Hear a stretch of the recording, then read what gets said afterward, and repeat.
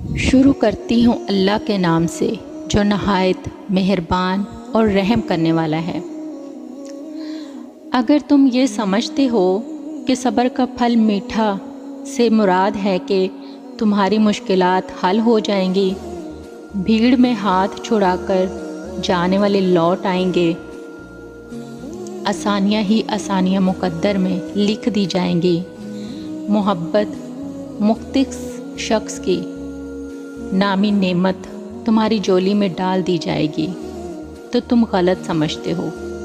صبر کا پھل میٹھا سے مراد ہے کہ ایک دن تمہیں مشکلات سے لڑنا آ جائے گا، جانے والوں کو الوداع کہنا سیکھ لوگے اور تم جان لوگے کہ ہر ملنے والا شخص اپنے بچھڑنے کی تاریخ لے کر آتا ہے۔ تم جان لوگے محبت کی احسن ترتیب میں تمہاری محبت کے پہلے حقدار تم ہو اور آخری بھی، باقی سب کہیں بیچ میں آتے ہیں۔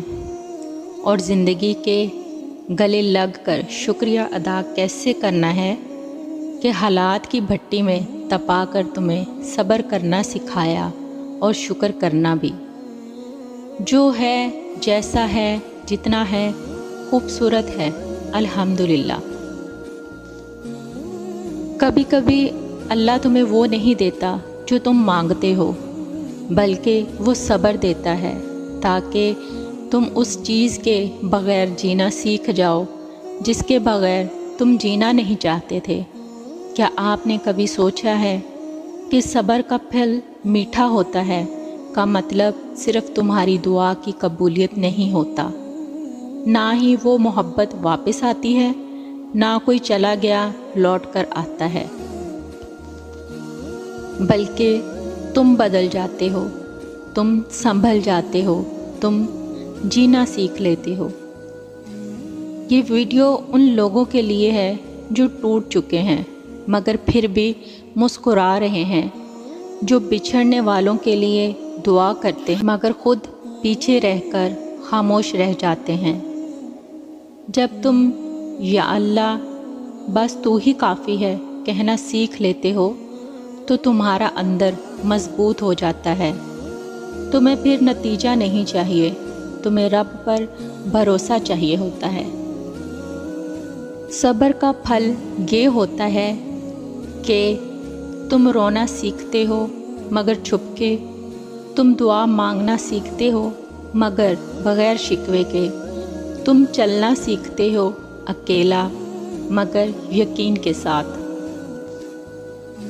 جانے والے واپس نہیں آتے مگر ان کی یادوں سے سبق ملتا ہے۔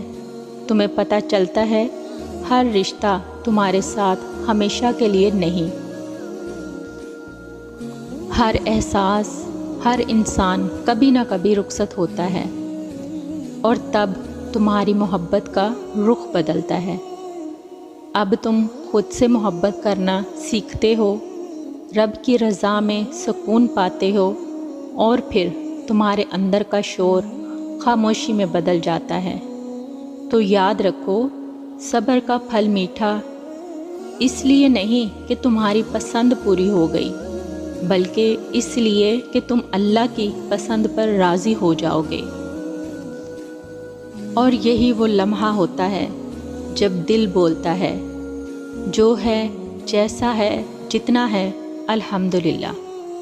بس یہی سکھاتا ہے صبر، یہی دیتا ہے شکر۔ اگر آپ نے بھی کبھی رب سے کسی کو مانگا تھا اور اب بس صبر اور خاموشی رہ گئی ہے،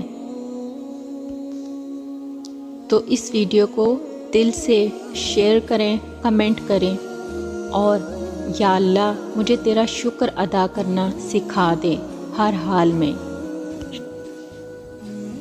اگر یہ باتیں آپ کے دل کو چھو گئیں تو بس ایک لمحہ نکال کر رب کا شکر ادا کریں کہ اس نے آپ کو یہ سننے کی توفیق دی۔ اور اگر آپ بھی صبر کے کسی سفر پر ہیں تو یاد رکھیں آپ اکیلے نہیں ہیں، اللہ آپ کے ساتھ ہے۔ ملتے ہیں انشاءاللہ اگلی ویڈیو میں، تب تک کے لیے اپنا اور اپنے دل کا بہت خیال رکھیے گا۔ اللہ حافظ۔